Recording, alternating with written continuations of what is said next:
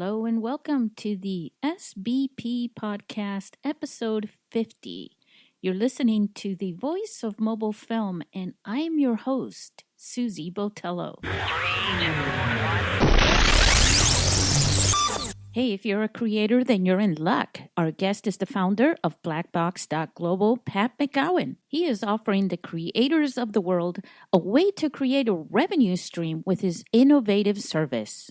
In our discussion, we discuss how BlackBox helps video creators with a way to earn revenue from their videos. And you can join a community of tens of thousands of professionals to collaborate to create great, awesome projects and earn revenue.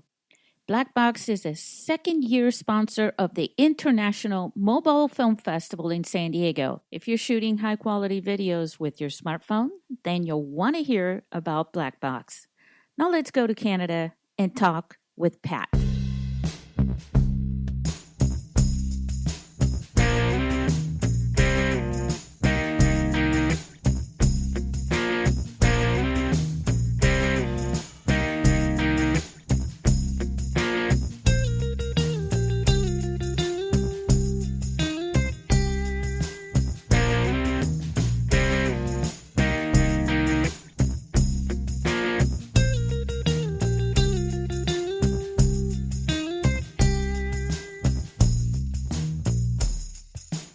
Hey, listeners, we are here with Pat McGowan. Did I pronounce your name right, Pat? Out of all things I should have already asked.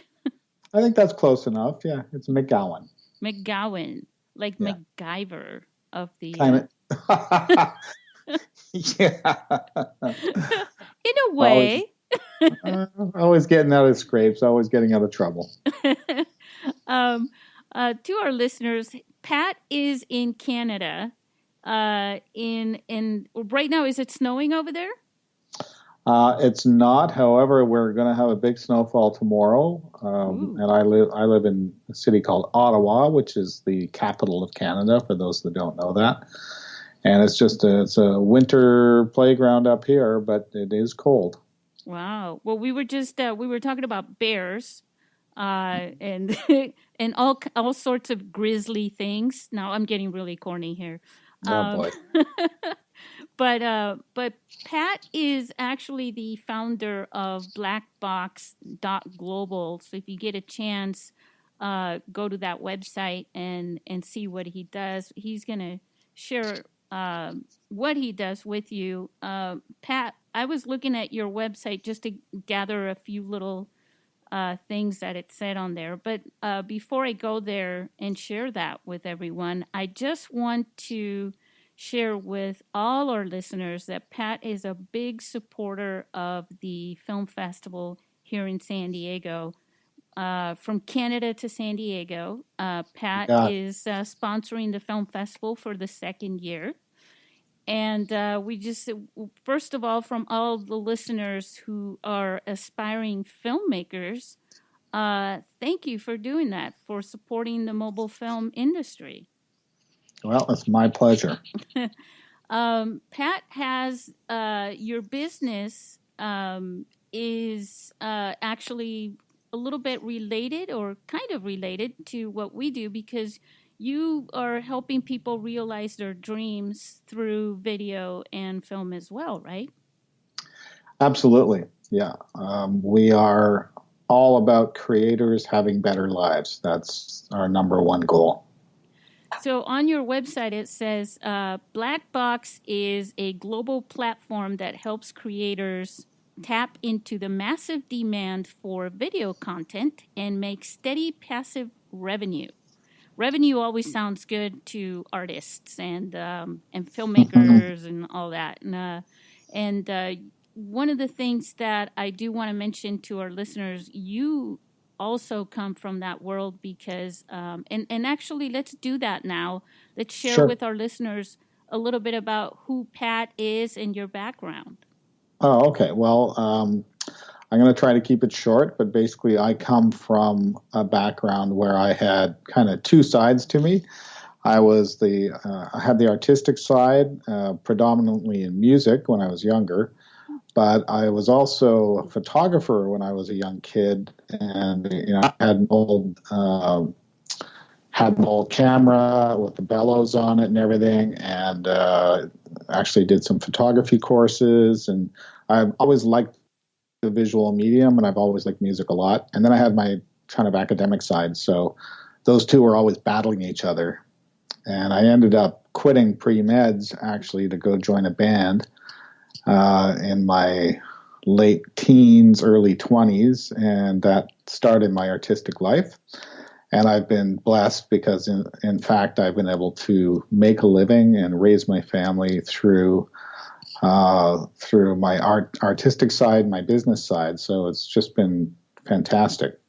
So things started in music, and that led me to composing music for a friend of mine who was doing some corporate video, which led me into composing for advertising and TV. And then I became an audio engineer and a post guy, and really loved doing post-production, so sound effects and music and mixing and so on and so forth.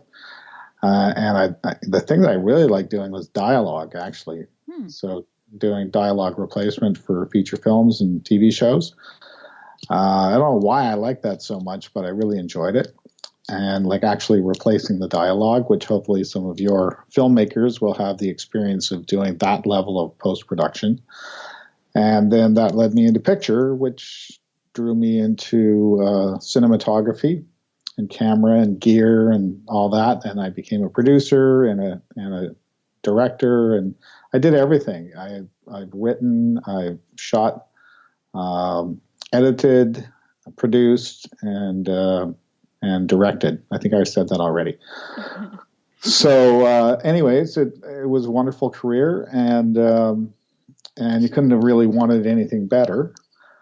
And about 3-4 years ago, things kind of shifted in the industry, and I think people who are working with professionals know that things have changed quite radically. What kind of what type of content were you producing?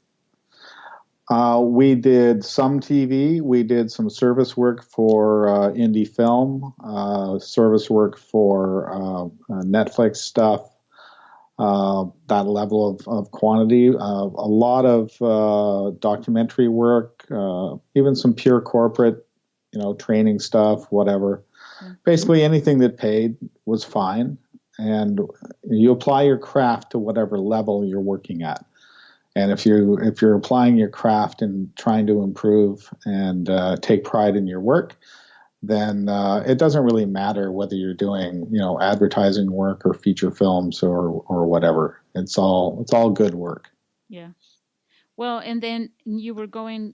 Go ahead and continue with that. What happened with the industry? Well, everything's changed really quite radically, I think, for people who are working in the industry. The biggest change, obviously, is Netflix coming along and setting a different standard for how things work in distribution. And that's really affected the business models. In Canada, the industry here is fairly, I'm going to say highly subsidized. And a lot of the money comes from, for television in particular, comes from government subsidies and industry subsidies that are brought about through cable fees. And when people started leaving cable, the money dried up. So, it's just the way it was. So now we're faced with a situation where Canada is a busy service market, but in fact, it's just that. So there's not a lot of Indigenous production going on to the degree that there was at one time. And what Indigenous production is happening is it's not to the commercial level that it once was as well. And some people would argue that point with me, but that's what we experienced. So basically the money dried up to do certain types of production, and now it's mostly service work. So Netflix spends a lot of money up here, but very little content is actually registered in this country. So it's a service market. And, when people are working, they're generally happy. But if you're trying to run a business in that environment, it's tough because the rates are not where they were, and they're not scaling the way that they were. So, I don't want to paint a negative picture of all of this. It's just a different dynamic.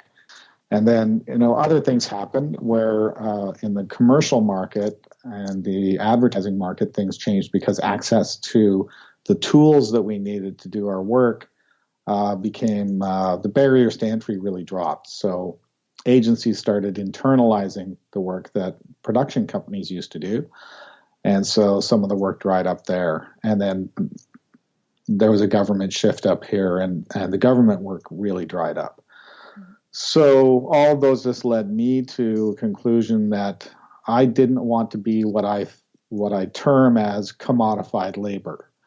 So I never liked working for the man. I don't want to work for the man now. I want to be an autonomous, free creator, and I want to have access to market. And so I just decided that there was a different way of doing things. So I started BlackBox, and that's some of the reasoning behind it. But it's really about creators being able to be autonomous, free to work with who they want, on what they want, really do what they love, and have access to global markets. What is because there are certain things about BlackBox. For example, there's the stock footage part, and then there's also the collaborative revenue sharing aspect as well, right? Right. Mm-hmm. Maybe you can go into a little bit into both of those. Now, obviously, it doesn't matter whether you're shooting with a phone camera or, especially now, right, Pat? Well, I wouldn't say it doesn't matter. Tools are tools. Yeah. And so the tools have different capabilities. So, if you're shooting with an Arri Alexa with a $50,000 piece of glass on the front of it, and you've got an assistant pulling focus as an AC, and you're working in that environment, that's different than pulling out your iPhone X and trying to make some art. So I think we have to be careful about that, because in fact, I was out shooting yesterday. We've got the longest skating rink in the world here. It's called the Rideau Canal. And I was out there yesterday, and I actually shot some stock footage myself using my iPhone X with a Movi gimbal. And it looked pretty darn good. Yeah. So, I liken it to any other type of tool. If you're a carpenter and you have a hammer, you can have a super high-end framing hammer, or you can have, a different type of hammer. Both of these hammers will hammer nails. One's more efficient than the other and easier to use. You could say it's a better hammer, but they still hammer nails. But it's not the hammer that does it, it's the carpenter. So, in the hands of a talented, trained, experienced operator, an iPhone can make really amazing pictures. But if you just pull it out of your pocket with all of the automatic settings and you don't stabilize it and you don't know what you're doing, it's just a camera. So, yeah, I think that, that's what a lot of people call the democratization of media is through technology. And I think that to some extent that's true. But, I have this other saying, I'll go buy you a violin, but you're not going to play Carnegie Hall next week. It's a great analogy. That just ain't going to happen, And I can give you a pair of ballet slippers, but you're not going to be, you're not going to be a prima ballerina in Swan Lake either, right, unless you work your ass off. And so you need talent, you need to work hard, you need experience, you need to be humble, and that's what makes someone a creator, in my view. Yeah, you have to experience the practice in order to get your experience, sort of. You betcha. Well, there's a lot of sayings around that. It takes 10,000 hours and so on. Malcolm Gladwell's famous book. But it doesn't take 10,000 hours.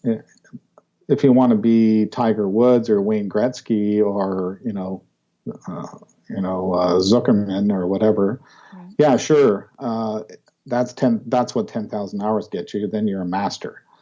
But and that's also hard to predict because Tiger Woods was practically a baby when he started and had that talent and so forth too, and he kind of grew into it.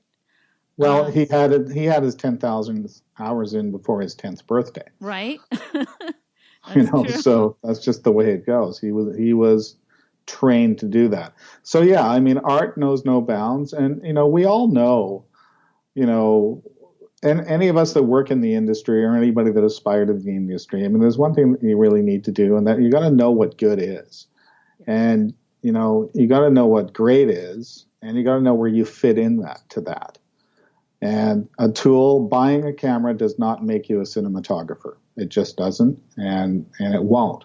So there's no reason in my world that people can't make really great, either if it's stock footage or they're making a marketing video or they're making a film and telling a story using a cell phone. Of course you can do that.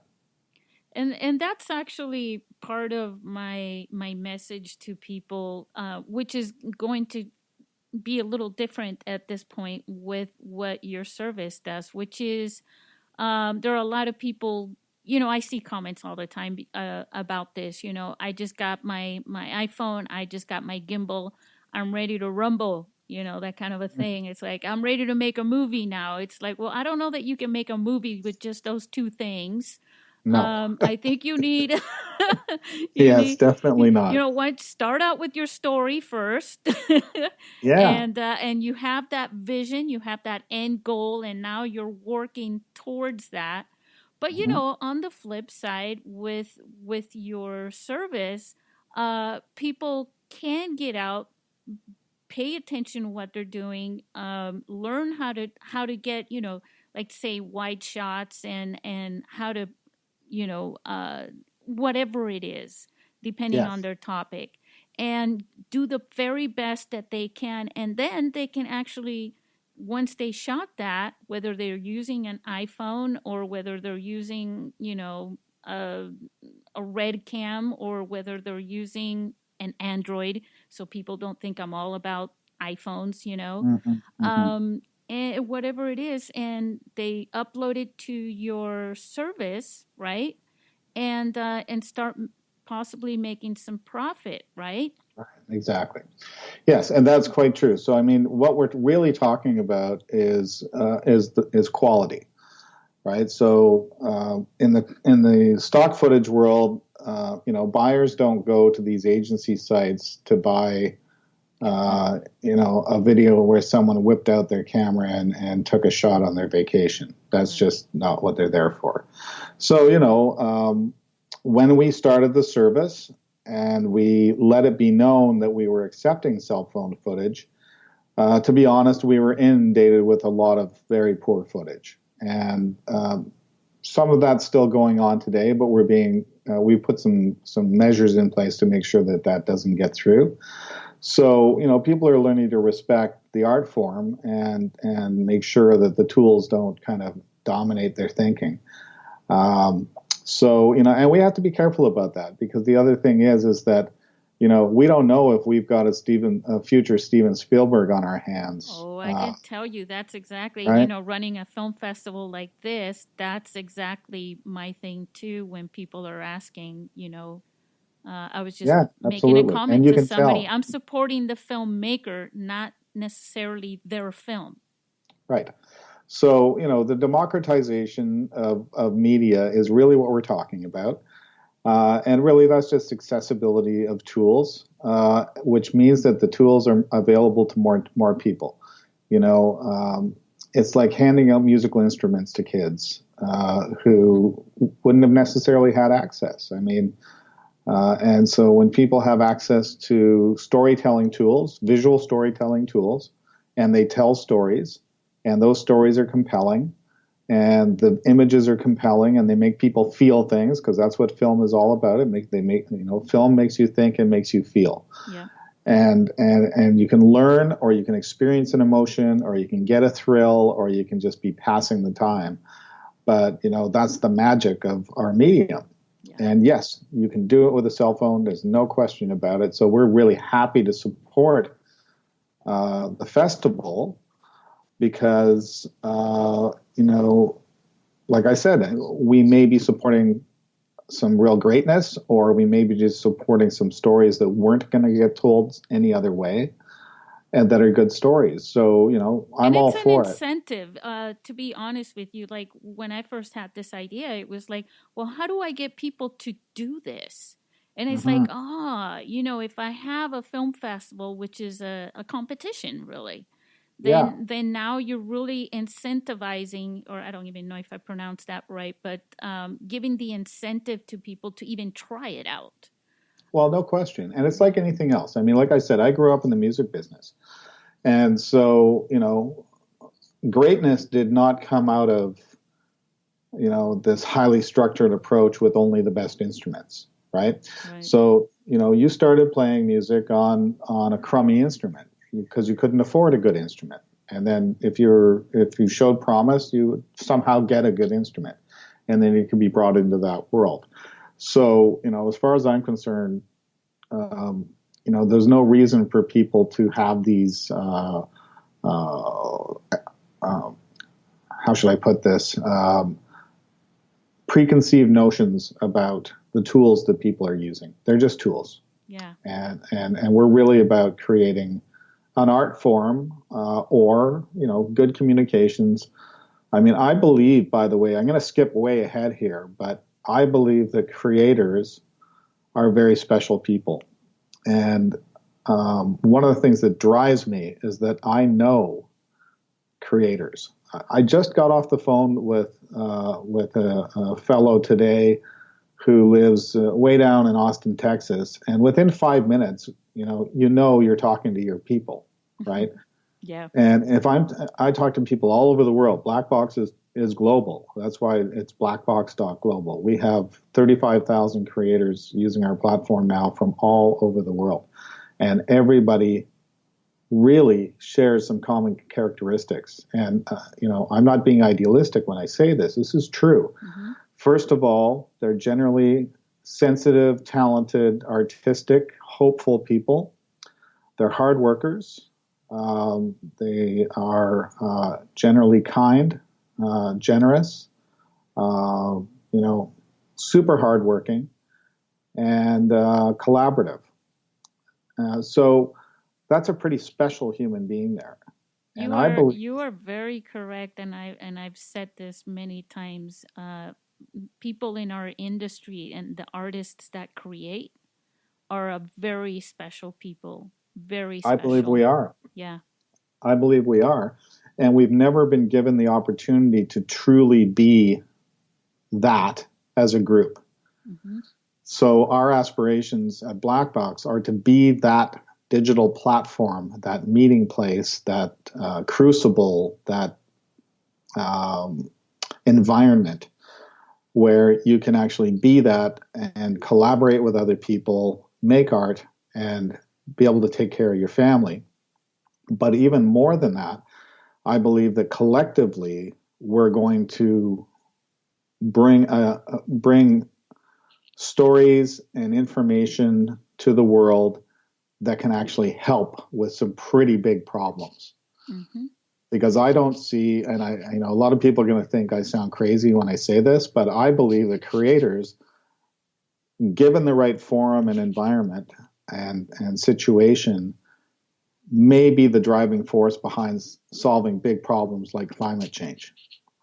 Because I don't see CEOs and governments running out to do anything about it, quite frankly, that's significant and substantive. But if we can tell stories about the impact of climate change, as we call them black boxers, then we're going to do a lot of good in the world. And there's lots of other stories that we can tell because, media is exploding right now.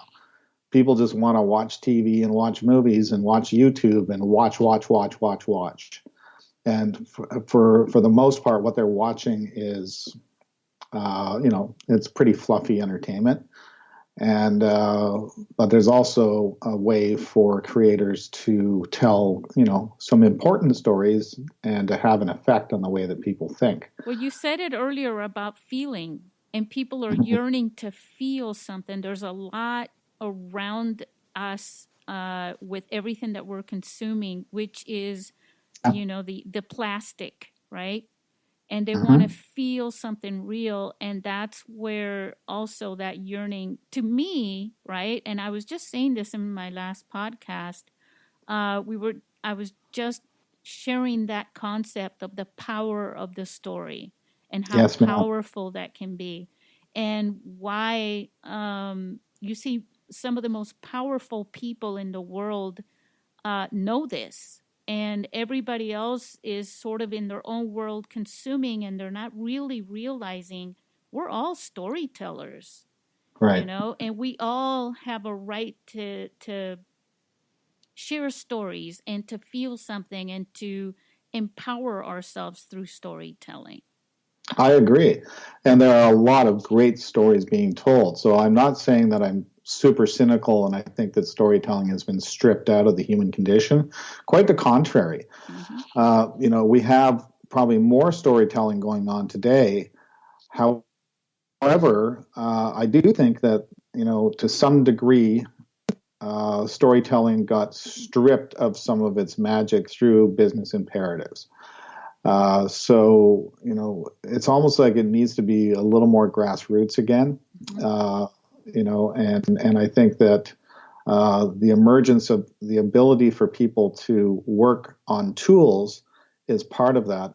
But the next phase is that people with tools need to collaborate with one another to find the power of the collective story.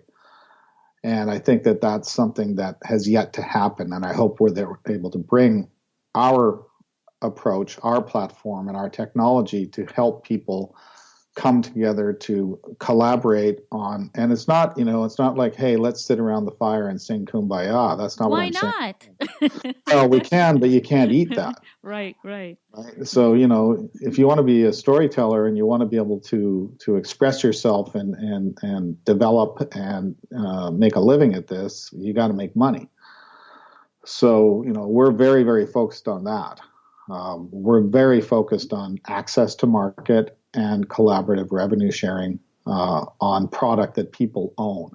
So you're not working for somebody else, basically supporting their dream and their business dream.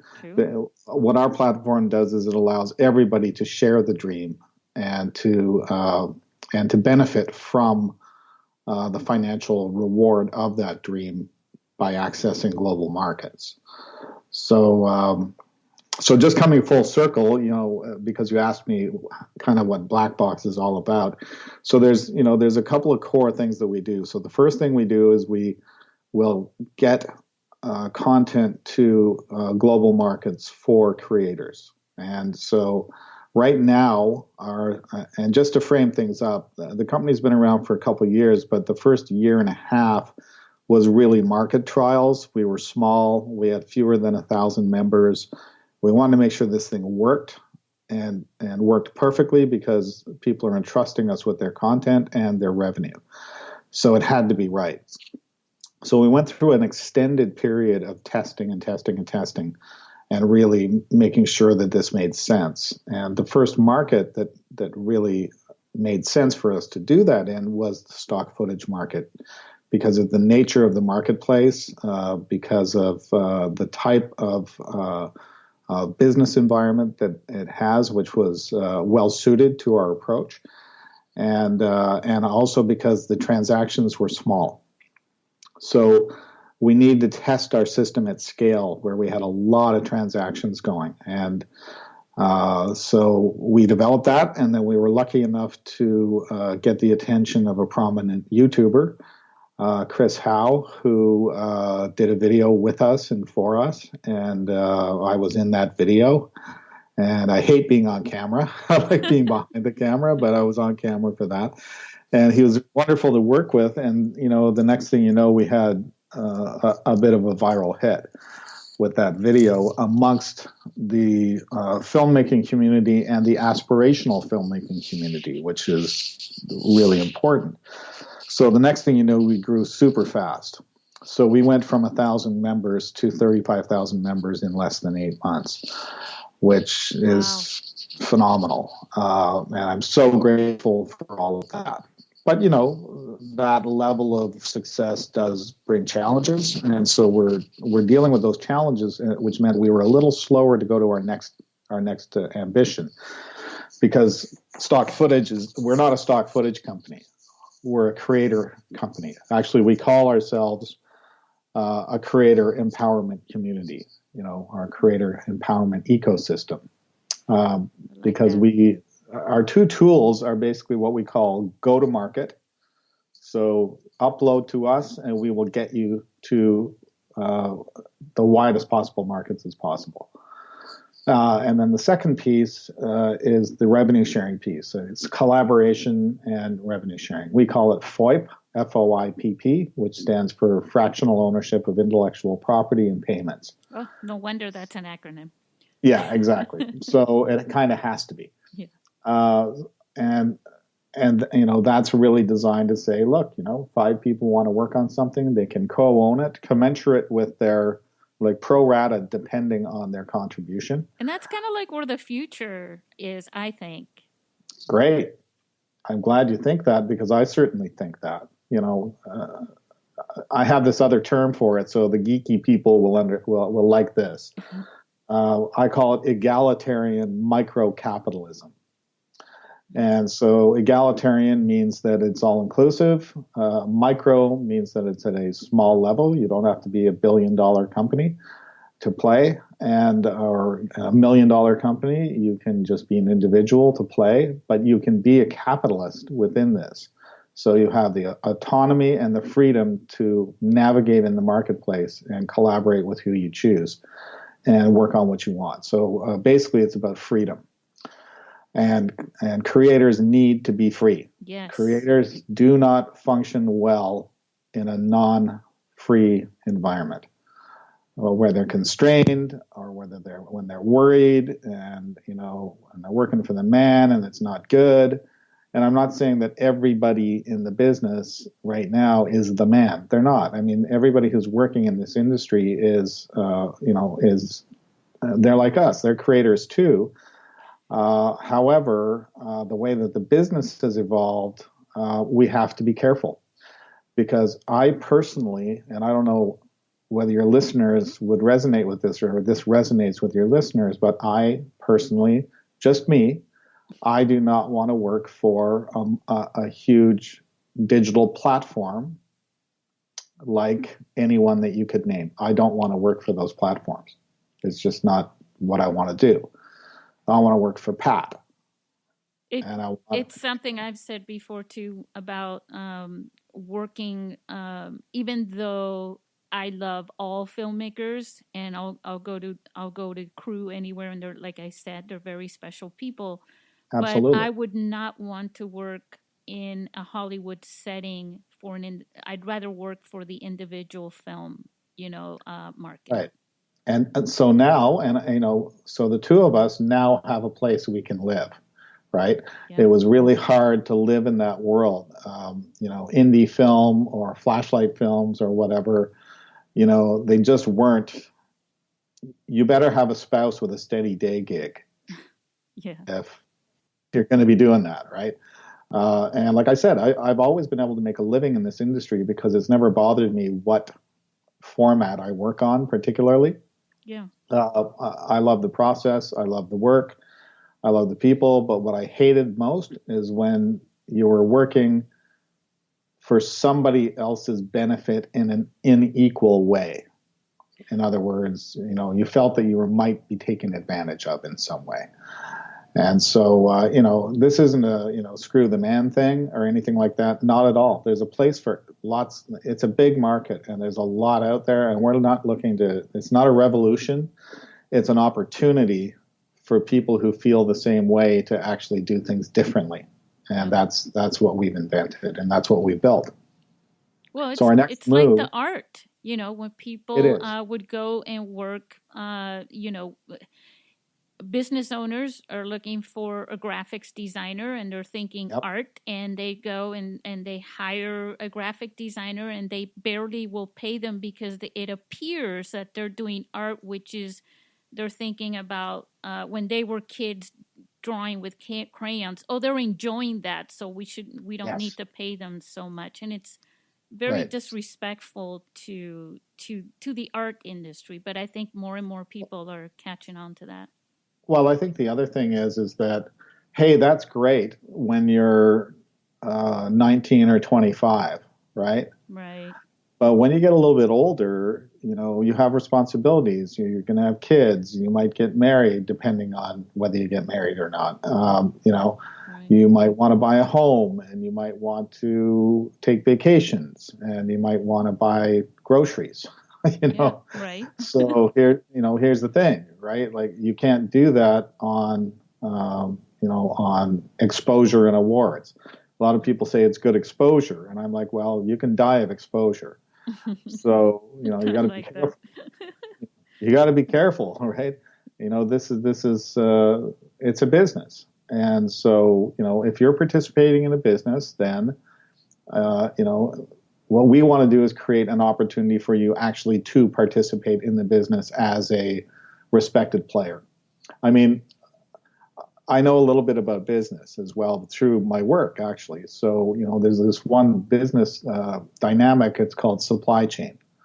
And every single industry has a supply chain. Pharmaceuticals, automotive, high tech. All this stuff doesn't get made in by one person or by one company. It's an integrated web of supply which delivers a product to the demand side. Mm-hmm. And in fact, the industry that we work in never had a defined and developed supply chain.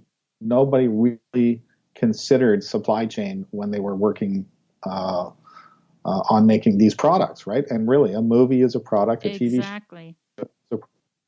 And so the supply chain is really, really important. Now, senior executives in some of these companies probably do know that because they're business trained. But for the most part, there wasn't an awareness that there is a supply chain. Well, there is a supply chain. And so what we've actually done with BlackBox is created a very highly visible and extended supply chain, which is what you need to work in a global environment. Think about your iPhone. Components come from all over the world to make that iPhone, and it gets assembled at a plant, usually called a contract manufacturer, for the brand holder. Apple doesn't own those plants. They go to other companies to get the stuff made. And it's the same with everything that we use. And movies are no different. So when we break down that supply chain and we extend it and we make it into less of a chain and more of a web, actually, then you're in an environment where the value of the creators actually rises because they are the people providing the valuable services and goods to make that product. And it flattens things down a little bit. It becomes less pyramidal. And yes, there's less money at the top, for sure. There's less money for the evil business guy at the top. But there's more money at the bottom. And that's what we mean when we say egalitarian microcapitalism. And we're at the perfect time, the absolute perfect time to do this business model because of the internet. Okay, so we've got this incredible web system out there already to do the communications, the collaborations, the work transfer, the digital transfer of the stuff that we make.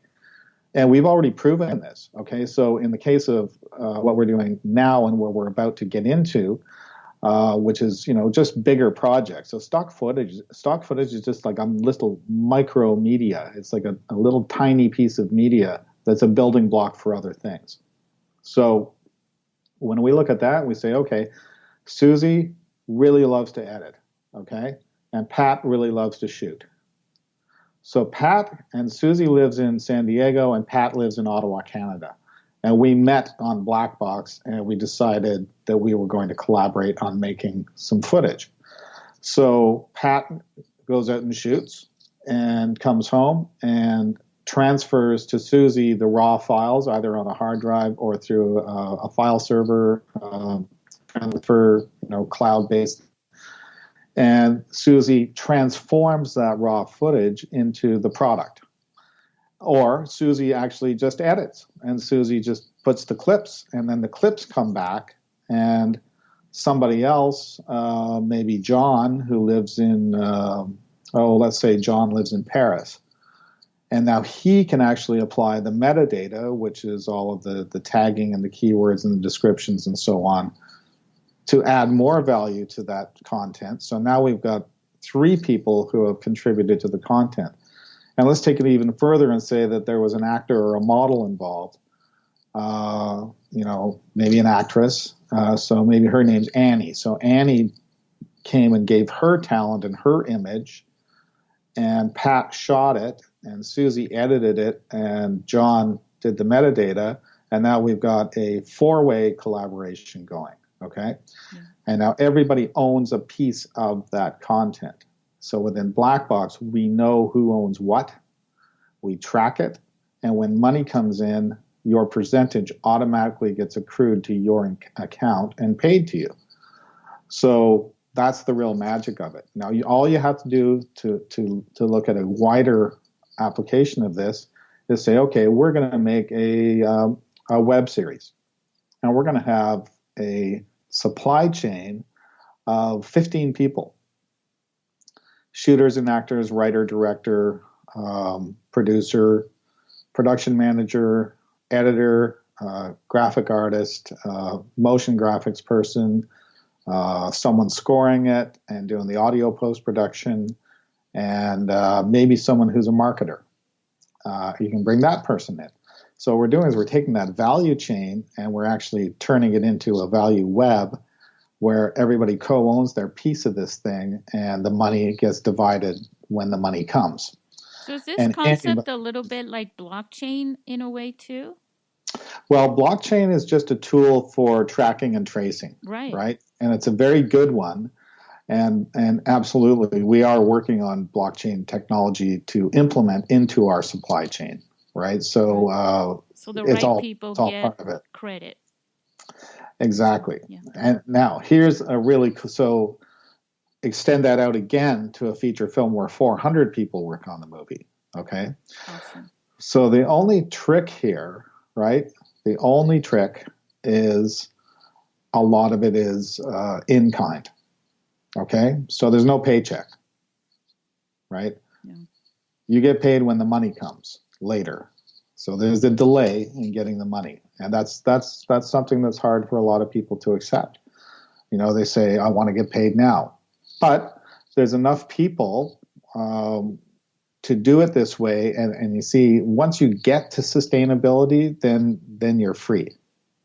So the way to do this is to start off by doing it part-time, build up your portfolio, build up your revenue to the point where you can stop doing other work and start doing this more, and to the point where you transition to making a full-time living at it. And then things get interesting because, and there's a little bit of luck with everything, right? So with anything in life and any decision that you make. So, this isn't gambling or anything like that, but it's just, some content's going to do better than others. Depends on demand in the marketplace. Right. It could be that rom-coms are very popular in the next 10 years versus, horror. Who knows? But there's also, differentiation in the market. And the thing is that these types of content are in fact much cheaper to make. So you can make better content for less because you're actually capturing more of the psychic energy of the people who are involved. Right? So if you're just doing a gig, you're just doing a gig. Right? You don't. Very few people give their all on a gig, especially when they're not getting paid their rate. Okay, but if you're part of it and if you're a part owner, you give it your all. It's going to be. We see it already. The product is better. So and that just leads to this environment where people are more energized, they are happier, they feel a sense of purpose, and even if the thing doesn't make a lot of money, they have a sense of ownership and pride in what they've done. And that is the real creator condition that we want people to feel. We want them to be happy doing what they love, as opposed to maybe working for a huge company and not feeling so happy at the end of the day. That's part of the value of what we do is in taking that pride in and in being able to say, because there's some things that I've worked on that I don't care about. It's just a paycheck. Yeah. And other things where I gave it my all, but it still didn't turn out so great. It's not something I need to flash out. That's one of the things I say about video. You shoot a lot of things because you're when you're creating as a creator, you love and you're passionate about creating it. You're not always thinking about what am I going to do with this. You just do your best at it, and sometimes it turns out great and sometimes it doesn't, but you feel you get something out of the act of creating, and no question, and you get a benefit from that as well, because like an external benefit, which means you're gaining experience, you're learning through the process.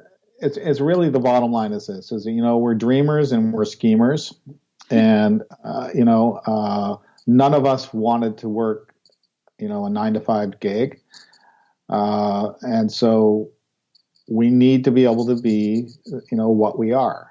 And up till now, correct me if I'm wrong, and anybody can correct me if I'm wrong, because I don't want to come across as being the guy with the answer or an egomaniac. It's like, do it my way.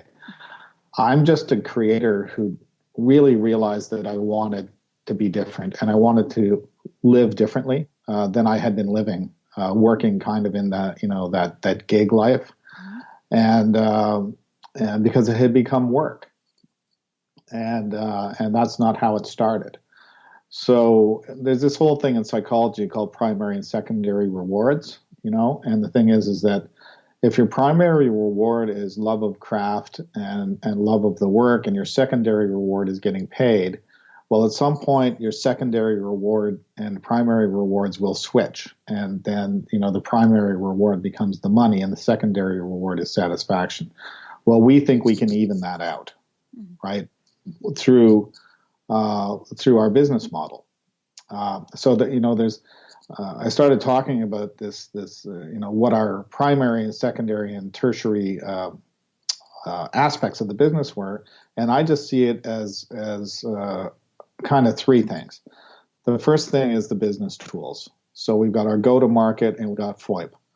All right, so those are our business tools, and they're together, and that's what I call the platform. The second thing is community, and community is really important. So we're building a community of creators that can be creators on their own as part of a massive group of people. So we're at 35,000 people now. I believe that once we take it to 500,000 people or 1 million even, I think that there's a really rich ecosystem to be built there, and it's just going to get better and better and better for creators. And then the third thing that I really believe is part of what we're doing is what I call the foundation, and that's where we work together to give of ourselves to make the world a better place through storytelling. And we talked about that earlier. So those are the three things that make up my world and my BlackBox world. And, we'll find other things to bring to it. We may bring in a financing arm to help people, that have projects that have certain requirements to get them made, and I'll be part of that. But the number one goal, and people ask me sometimes, like what's the primary objective? And the primary objective for me is creator freedom. Yes. It's to have creators be free to do the work they want, with whom they want to do it, where and when they want to do it, and to be paid fairly for the effort that they put into that. Right. So they can keep creating. That's it. Yeah, that's exactly right, because that's the end game. Because, people ask me all the time, well, aren't you going to retire? I'm like, are you kidding? Well, why would I do that? Yeah, no, that goes into what you were just saying earlier about the 9-to-5 thing. The world is changing that. I'm sure you read about it all the time, that people don't want 9-to-5 jobs anymore. That whole concept is leaving. And one of the reasons that is that unfortunately, and we're getting into other territory here, but in terms of the history of economics and the history of corporations, in fact, many corporations are not delivering on the promise anymore. Okay, because they can't. So, or maybe they don't want to, right? But things have really changed a lot. It used to be in our parents' day, you would have a job and that was your job, and you would have a pension, and the company would take care of you if you were lucky. Well, there was a relationship between time equals value, and that has changed. That's right. And that has changed too. Absolutely. Yep. And craft and experience are less value than they were before, because I don't know whether it's the YouTube generation or whatever, but that dynamic has shifted as well. So, it's become more transient. But unfortunately, that doesn't help you when you're 65 years old and you're trying to figure out how you're going to, pay your rent and buy your groceries, if the company that you worked for let you down and didn't come through on their promise. I mean, there's a huge company up here called Nortel. I don't know if you ever heard of Nortel. Yes, I have. Okay, spectacular bankruptcy. Okay, but the senior execs walked away with hundreds of millions of dollars, and many, many, many people were denied their pensions. And I'm talking people who were supposed to be making, these people were well-paid high-tech workers, okay, making six figures, who now do not have pensions. And they're working at Walmart now. Wow. And when they're 75 years old, because that company broke its promise and was unable to do what it was supposed to do, because it got completely seduced by, greed, quite frankly. And so, and we're not going to fix that, okay? But here's a cool part about BlackBox, okay? You develop a portfolio and you co-own content, okay? And you build that up through your career. Let's say BlackBox was around 60 years ago when Gilligan's Island was made, okay? Could you imagine if Gilligan's Island had been made using FOIP and BlackBox, okay? And your grandfather was, I don't know, a Key Electric on that show, okay? And he owned part of the show. You would own that now if you were in his will, because that was something that he would have owned. He would have owned a piece of the show, and he could will it to his heirs.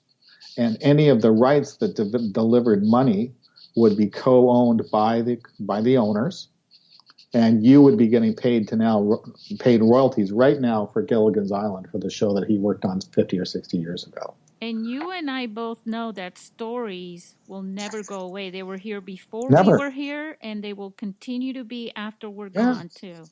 Absolutely. So content has a lifespan. It has a life cycle. It's not going to last 3, 4, 5 generations, but it's going to last 2 generations. So that's a gift you're actually giving to your future generations. The dividend will keep paying out, right? And you can't do that with a gig, unless you throw it into a 401k or a bank account or real estate or something else, right? But here it has value. So, again, we're talking about value, right? So what I believe we can do is we can return value to the creators where I believe it belongs. because we've been stripped of our value. We've been turned into workers. Yeah. And that's, sure, you could say that's a value, but it's actually just an economic input. It's not a true value equation. We're denied access to the value because the value is going to the top of large multinational shareholder-driven corporations. And that's the big difference, right? So, and it's not that that's wrong, it's just the evolution that's happened, and we have a different way of looking at it, and we have a different solution. And so, all I can say to creators is really think about value, really think about your value and your dreams and what you want to do in the future. BlackBox is evolving. As I said, we're a young company, right? So we've really only been in the market for less than a year. And our next move will be into longer form work. So, short form for YouTube, then into feature film. We're actually screening a film. If anyone is listening and they can hear this, we're actually we brought a film on called The Independents, which is a great little indie film. And so we are the agents for that globally, and FOIP is being used once the investors are paid out to pay the crew, who some of them worked in kind. And so this is the first feature film where we're applying that to. So we're moving. And for the people who are involved in mobile filmmaking, we would definitely consider bringing a film onto our platform almost immediately. So if people want to get involved, they can go to the website and they can get the contact info and they can send an inquiry. And we're not formally doing a call for content yet, but we're doing an informal call for content. So, if it's the right product, we'll take it on. So we're talking about actual edited, finalized films. Full on. Well, what we're really looking for is unmade films so that we can use our methodology to get the film made. So the filmmakers that come to our film festival this year, we have a couple of feature films. During, I started the whole concept of feature films a few years ago, but now we finally, you have to put the idea forward and then incentivize it, right? And then finally you get the product. It takes time. Right. So now we are getting feature films, and I selected 2 for this year's film festival. Fantastic. And so those feature filmmakers should probably get in touch with you for their next projects, and maybe, and the same with the even short films, it might as well. Well, I don't want to be a wet blanket, but short films are hard to monetize. Yes, I've heard this. Short films are great for honing skills and for, getting ready to make a commercial product. Yeah. We're not actually looking for short films right now, but I never say never. I mean, we actually were approached to do an anthology film not too long ago, and it didn't work out. But it's such early days. Yeah. I mean, I don't want people to think that, oh wow, BlackBox is handling hundreds of films right now. We're going to. I have every belief that within 2 to 3 years we will be dealing with hundreds of films and many TV shows. We use the term TV now, but it's really streaming. But we'll be doing that. No question. Lots of YouTube work, and the stock footage thing will still be going strong. But here's a cool thing about stock footage. Stock footage is a building block for other things, right? Mm-hmm. So as we grow our platform and we have stock footage going out to market, we have a community that can take advantage of that stock footage to make other products. So I'm going to go back to this example because sometimes people's light bulbs don't go off until we talk about these real world examples. But here's another example. So let's say, Pat, and by the way, my videography and cinematography work is with bears. So we talked about that earlier, but I'm a bear freak. So, I like hanging out with polar bears and grizzly bears in particular. And so I can't explain why, I just do it. So, and I have a body of work. So if you came along, Susie, and you said, Pat, I'm working on an ecology documentary, and it's all about bears, and I hear you've got a good collection of footage. Would you like to collaborate with me? And I'd say, well, I'll take a look at your script, and you show me the script. And I'm like, yeah, I like that script. Sure, you can use my footage, but what we do is we calculate the market value of that contribution to your film, and we put it in the formula of the film, and I get a percentage of the movie. Right. In return for my contribution, right? I'm not looking to sell you footage. I'm looking to, in the BlackBox method, contribute.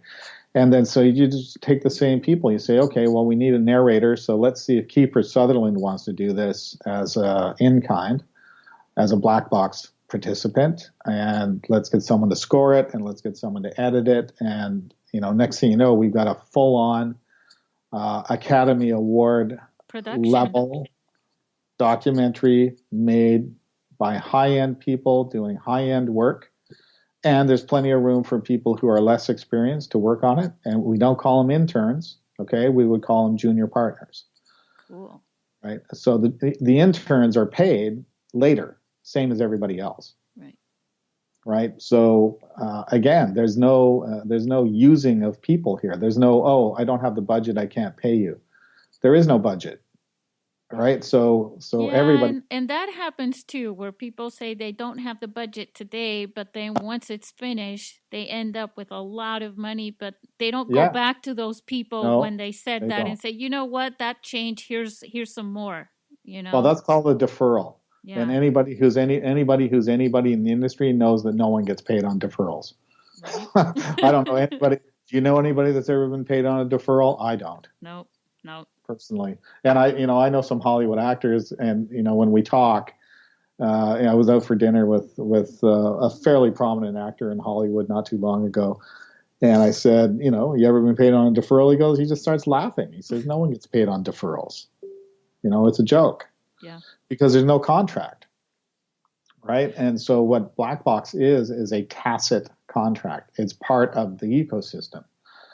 The very fact that you participate on the platform under our terms and conditions binds you to a contract immediately, right? So that's the other beautiful thing is we save a pile of money on legal and accounting, right? You don't, because if you're going to do a film, you got to pay a lawyer to write up that agreement. That's like, that could be 10 grand, and people just don't have that kind of money working within these business models. Well, you don't need that with BlackBox, actually.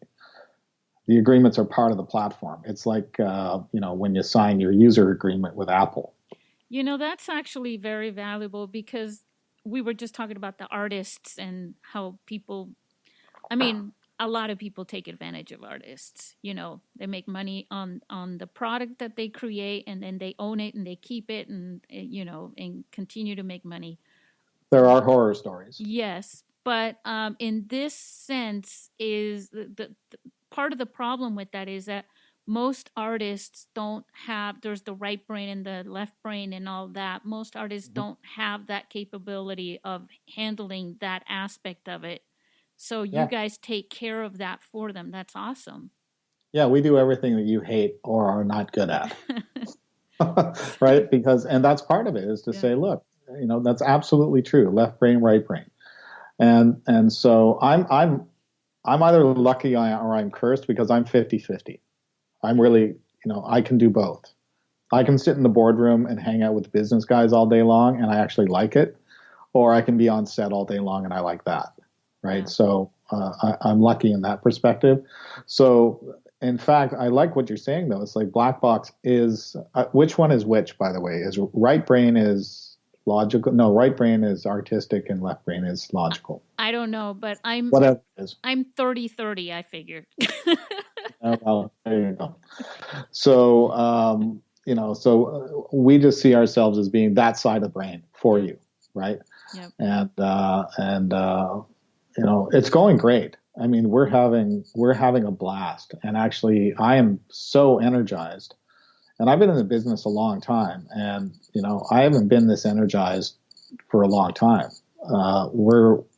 just loving it. And one of the things that I love most is when I hear that people are successful, on our Facebook page, when our Facebook group, actually, when people are celebrating their sales or the fact that they learned something or made a connection or have a new relationship, professional relationship, or did some good work that they want to share with their colleagues and their fellow BlackBoxers, as we call them. Yeah.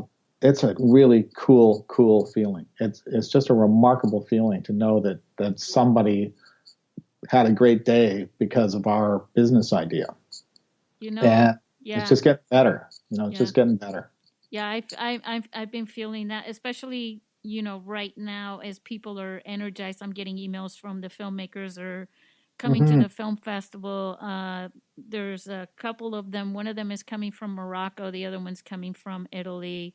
And people like that, and they're emailing me like, so I'm sorry I have a lot of questions, but I'm so excited, and I get excited too, and it feels like I'm hosting this great big house party type of a thing, except for it's with people from all over the world that all made their films, using their phone, and they get to live their dream through, even if it's momentary and they may never do it again, but they had that chance, they had that opportunity, and they took it. And I tell them, whether you win an award or not, you already won because you completed it. You bet. Well, there's another thing about indie filmmaking, and like there are people that have this film in them, that they just have this film, and they think they have this film in them, so they're going to go make that film. And these days, because they can get access to tools so easily, they end up making the movie, but they end up borrowing against their inheritance or running up credit cards that it's going to take them 10 years to pay off to make that movie, right?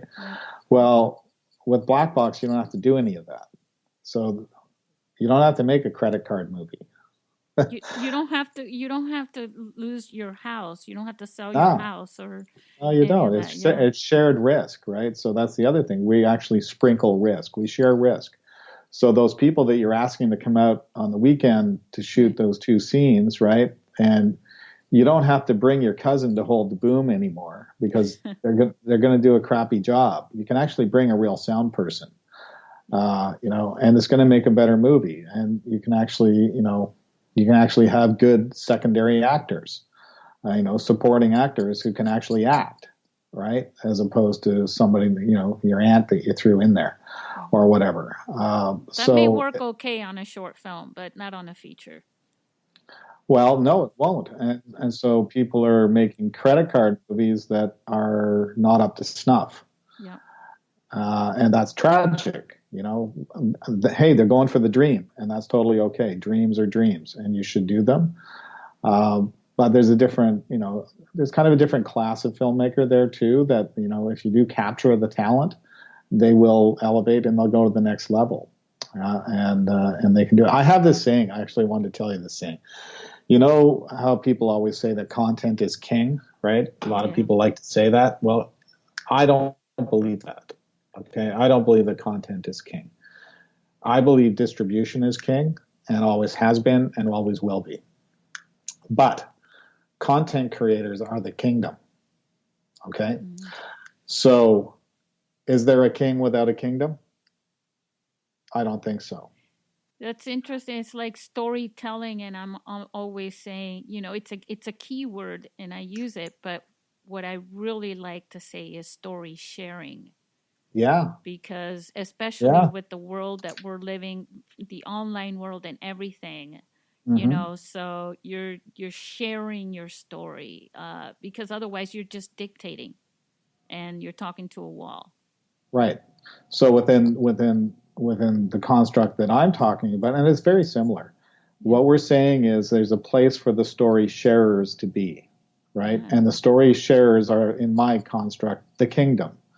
So where is the kingdom? Well, the kingdom is global, and it's a digital platform, and I think BlackBox could be the kingdom. I've got a question for all our listeners. Do you see now why Pat and I connected. Yeah, it's true. It's true. I don't even remember how we met. I do. There. I see everything to me as a story. Okay. Yeah, we met on Twitter, and then we actually we drifted into Facebook, and then we actually called each other, and that Yeah. turned That's what, into a long conversation that became very passionate about what basically what we've been talking about in this it's true. podcast. Yeah, that's true. Yeah. So So it's that's awesome. amazing. Yeah, well we're both on, and like you were talking about the community that can change the world. You connect with certain people when you're on the right path. When I don't know how to explain this, but it's like branches, you're on the tree and there are Yeah. all these branches connecting through you. And so you're on the right path when you're connecting with people and people are connecting to you, and through other people it just comes around. It's amazing. Right. And we are living in a time when people are less connected than they've ever been, even though they think they are. Gosh, the So irony. so we need to bring some reality back to that. And that's the community. That's Yeah. where community comes from. So we do have an opportunity to have a global community that is meaningful and productive and sustainable. We have that opportunity. There's no reason that we have to be lone wolves, Well, we right? we are going through an evolution, and I think you hit it. Speaking of hitting the nail on the head, regardless of the hammer, Right. and that's what it comes down to, is that we're beginning to see the real value in our humanity and in Mm-hmm. why we're here, and the fact that we don't own the world. Right. The world owns us, basically. And what we do here and how we connect with each other, and we might as well make that as real as possible. That's going to make a change in the world. And I really believe sharing great, wonderful, true stories that have a message and mean something can really change the world. And I know you believe that too. I 100% believe it. Well, And I want to play a little game with you. okay. And because I know that this one is long, this podcast, but you know what? It's very engaging, and it's one of those things you can't really put a time onto it. But Cool. but we're gonna put a time on this game. Okay. All right. So I'm gonna give you, like that segue. We're gonna give you 20 seconds to share with everyone something about you, basically your favorite movies. Okay, and I've got a timer. All right. So we'll make this really legit. So are you ready? Favorite movies or movie? Movies, like in Movies. plural. Okay. So as many movies that you love as you can, and the time goes fast. It's only 20 seconds. So Okay. all right, ready, set, go. A Beautiful Mind. Enemy at the Gates is my number one. Totally. Clockwork Orange. Blade Runner. Star Wars. Early ones. Original three. Oh boy. Recently. No, but you know what? Tell Theory me. of Everything. Theory of Everything. Oh, nice. Love that movie. Yes. And you know what? Whenever you're a musician too, right? So there's nothing like turning off the lights, right, in the house, You bet. and watching Star Wars, and that song comes on. Oh my God. It just like it just like sends John shivers in you and stuff. It's just amazing. John Williams is a god. Yeah, he just did. I just heard something about him. Oh, it was his birthday today, I think. Oh, cool. Yeah. He's got to be about 80, maybe older. Share with our listeners, and we'll throw the link. But for those who just don't want to go there and they just want to hear out your social media handles, like what are you on Facebook? I think I'm Pat McGowan 971. Oh, okay. Yeah. And what about for BlackBox? BlackBox is BlackBox. It's just BlackBox actually Okay. on Facebook, which is cool. But that's our page, and our members group is invitation only. So you have to join BlackBox in order to do that. And to join BlackBox, just go to the website blackbox.global. It's not a .com because we're not com, we're global. So blackbox.global is where we'd go to join. And after that, we'll send you all kinds of stuff, podcasts, and eventually this podcast, I hope, will be one of the ones that we reference. We've been on 5 or 6 pretty good ones so far, and they've all been great. As you can tell, I like to talk. So no problems there. Anyway, so we got an explainer video that helps people understand what we're doing. It's a big, nuanced idea, and we really want to attract like-minded people who want to have some freedom as creators. Well, it is a community, so it's like one You big bet. happy family. Mm-hmm. So wonderful. Thank you so much for your time. Hey, listeners, I know you're going to get a lot out of this. And if you go to the website and sign up, the account is free, right, to start.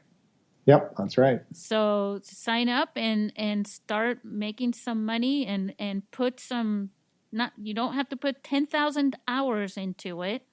But work on doing your best, and this is a way to not only to realize your dream, but to earn a living through your dream. Absolutely. The only thing we ask is that people take it seriously and put professional level, well-crafted work up. Right. Well, thank you again. Don't hang up just yet, but let's say goodbye to our listeners. Thanks, everybody, and I hope everyone has a wonderful, creative time, and thank you so much for listening. Thanks for having me. Yeah, you're welcome. Thank you, and we'll see you next time.